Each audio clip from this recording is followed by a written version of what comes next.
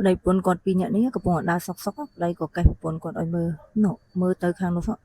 បរិសម្នាក់នេះកំពុងតែយកថ្នាំដាក់ទៅក្នុងដបទឹកហើយមើលទៅគាត់ប្រហែលជាមិនមានបំណងល្អទេហើយស្រាប់តែភ្លាមនោះពេលដែលគាត់បានដាក់ថ្នាំរួចរាល់ក៏ហុចទៅឲ្យក្មេងស្រីម្នាក់នេះក្មួយពូឲ្យទឹកម្ដបទេខ្ញុំមិនយកទេពូក្មួយយកទៅពូទិញមកពីរដបទៅហើយបើឯងមិនយកទេពេលដែលពូយកទៅបោះចោលវាគួរឲ្យស្ដាយខ្លាំងណាស់អញ្ចឹងក្មេងស្រីនេះគាត់ក៏ព្រមយកពីបរិសម្នាក់នេះទៅគ្រាន់តែក្មេងស្រីម្នាក់នេះទទួលយកភ្លាមគាត់ក៏ប្រាប់ថាក្មួយស្រីឆាប់ញ៉ាំភ្លាមទៅកុំឲ្យវាត្រជាក់វាអត់ឆ្ងាញ់ហើយក្មេងស្រីក៏អត់ដឹងរឿងអីទេអញ្ចឹងគ្រាន់តែបានភ្លាមគាត់ក៏ញ៉ាំហើយប្តីប្រពន្ធនេះគាត់គិតថាប្រកាសជាមានរឿងអីកើតឡើងជាមិនខានទេបន្ទាប់ពីក្មេងស្រីគាត់បានញ៉ាំទឹកហើយភ្លាមនោះដែរគាត់ស្រាប់តែទទួលអារម្មណ៍ថាដូចជាវិលមុខយ៉ាងម៉េចមិនដឹងទេមិនក៏ទៅជាអញ្ចឹងទៅវិញស្រាប់តែបន្តិចក្រោយមកគាត់ក៏បានបាត់បង់ស្មារតីទៅតែម្ដងភ្លាមនោះដែរបរិសុទ្ធដែលនៅក្បែរនោះគាត់ក៏ហៅថាក្មួយស្រីក្មួយកើតអីមកចាំពូជូនក្មួយទៅផ្ទះហើយប្តីប្រពន្ធនេះវិញគាត់ក៏ថាហើយយើងធ្វើមិនទៅឥឡូវប្តីគាត់ក៏ថាកុំបារម្ភឥឡូវនេះបងមានវិធីល្អមួយតោះយើងទៅជួយក្មេងស្រីនោះតែម្ដងគាត់ក៏បានរៀបរាប់ពីផែនការដែលគាត់កំពុងតែគិតទៅប្រាប់ប្រពន្ធគាត់ណាដល់ពេលអញ្ចឹងទៅប្រពន្ធគាត់ក៏អូខេសម្រាប់តាមនេះចុះដើម្បីបានទៅជួយក្មេងស្រីនោះដែរហើយគាត់ពីអ្នកប្តីប្រពន្ធនេះក៏ប្រញាប់ប្រញាល់ដើម្បីចាក់ចេញពីកន្លែងនេះទៅជួយក្មេងស្រីនោះហើយបើបរិសុទ្ធនេះវិញក៏បានបីក្មេងស្រីនោះដើម្បីយកមកដាក់ចូលឡានរបស់គាត់ព្រោះនាងសន្លប់បាត់បង់ស្មារតីបាត់ហើយនាងអត់ដឹងខ្លួនទេថាគេមានបំណងអាក្រក់ទៅលើនាងបន្ទាប់ពីបានដាក់ក្មេងស្រីរួចរាល់ហើយគាត់ក៏ទេទូរស័ព្ទទៅអ្នកណាម្នាក់ក៏ប្រាប់ថាថ្ងៃនេះដែរខ្ញុំមានទំនិញថ្មីសម្រាប់លោកហើយលោកចូលត្រៀមលុយចំនួន 50,000 យួនមកឲ្យខ្ញុំផងបើមិនអញ្ចឹងទេគឺអត់បានទំនិញហ្នឹងទេស្រាប់តែបងស្រីនេះក៏ធ្វើជាមកបងអូនប្រុសហើយមកអីស្ងាត់អញ្ចឹងខ្ញុំភ័យដឹងអត់ខ្ញុំអត់ស្គាល់អ្នកឯងទេគាត់ក៏ថាអត់អីទេបងអូនខ្ញុំមកនេះ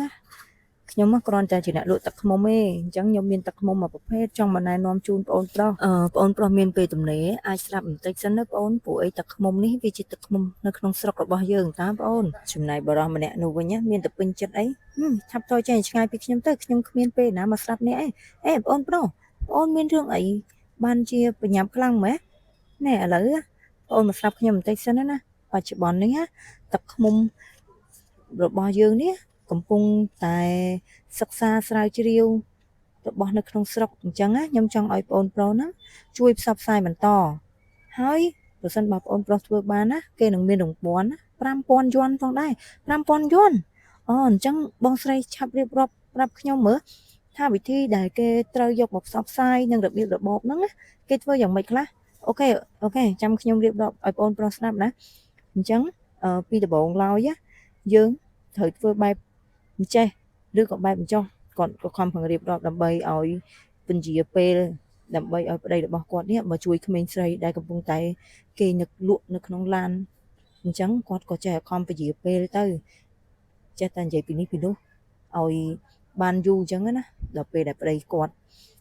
បានជួយក្មេងស្រីរួចរាល់ហើយគាត់ក៏និយាយថាឥឡូវខ្ញុំរៀបរាប់រួចរាល់អស់ហើយខ្ញុំផ្ញើទឹកឃ្មុំទុកនឹងប្អូនសិនហើយខ្ញុំសុំទៅនោះបន្តិចដើម្បីទៅយកប្រាក់រង្វាន់មកជូនប្អូនតែម្ដងអូខេអញ្ចឹងបងឯងឆាប់ទៅហើយគាត់ក៏បានចាក់ចេញទៅពួកប្តីរបស់គាត់បានជួយក្មេងស្រីរួចរាល់អស់ហើយគាត់នេះអត់ដឹងទេថាក្មេងស្រីត្រូវបានគេជួយបងស្រីនេះក៏បានបកគលទឹកឃ្មុំទៅឲ្យគាត់ហើយក៏បញ្ញាប់ចេញទៅវិញភ្លាមដែរព្រោះអីដោយសារតែក្មួយស្រីគាត់បានមានសមត្ថភាពហើយអញ្ចឹងគាត់ក៏អស់បារម្ភទៀតដល់ពេលប្តីគាត់យកក្មេងស្រីបានមកឆ្ងាយបន្តិចទៅហើយគាត់ក៏ប្រាប់ថាក្មួយស្រីពេលនេះក្មួយមានសមត្ថភាពហើយអញ្ចឹងក្មួយឆាប់ទៅផ្ទះទៅណាឆាប់ទៅក្មួយទៅកាន់តែឆាប់គឺកាន់តែល្អកុំនៅទីនេះទៀតអីក្មួយស្រីក៏ស្រាប់តែងឿងឆ្ងល់ពូខ្ញុំសុំសួរពូមួយតើអំបញ្ញមិញពូមានរឿងអីពូគាត់ក៏ថាក្មួយអត់ដឹងទេអីអំបញ្ញមិញនេះពេលដែល ក្មួយស្រីទទួលដបទឹកពីបរិសម្នាក់នោះយកមកផឹកគឺគេបានដាក់ថ្នាំងុយគេងនៅក្នុងទឹកនោះអញ្ចឹងក្មួយ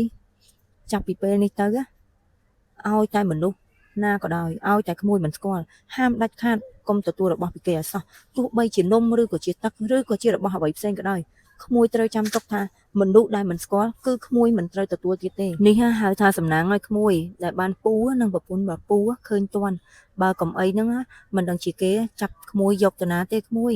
អូលោកពូខ្ញុំយល់ហើយចាប់ពីថ្ងៃនេះទៅខ្ញុំមិនទទួលរបស់អ្នកណាចម្លែកមុខទៀតទេលោកពូអរគុណច្រើនហើយលោកពូអញ្ចឹងក្មួយឆាប់ទៅផ្ទះហើយកុំឲ្យម៉ាក់ប៉ាក្មួយបារម្ភឆាប់ទៅណាហើយប្រពន្ធគាត់ក៏បានមកដល់បងមិនអីក្មួយស្រីមិនអីគាត់ក៏ថាំងអត់អីទេឥឡូវក្មួយស្រីសុវត្ថិភាពហើយអូនបងកំពុងតែឲ្យគាត់ទៅផ្ទះវិញឆាប់ទៅណាក្មួយចាអរគុណហើយពូមីងខ្ញុំលាសិនហើយប្តីប្រពន្ធគាត់នេះត្រេកអរមែនតើដែលបានជួយក្មេងស្រីម្នាក់គាត់ក៏បានផ្ដាយផ្ដាំផងថាយើងត្រូវតែបង្រៀនកូនយើងកុំឲ្យយករបស់របរពីអ្នកដទៃណាទាំងអស់ទោះបីជានំ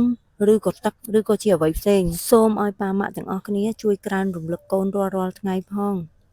សូមអរគុណ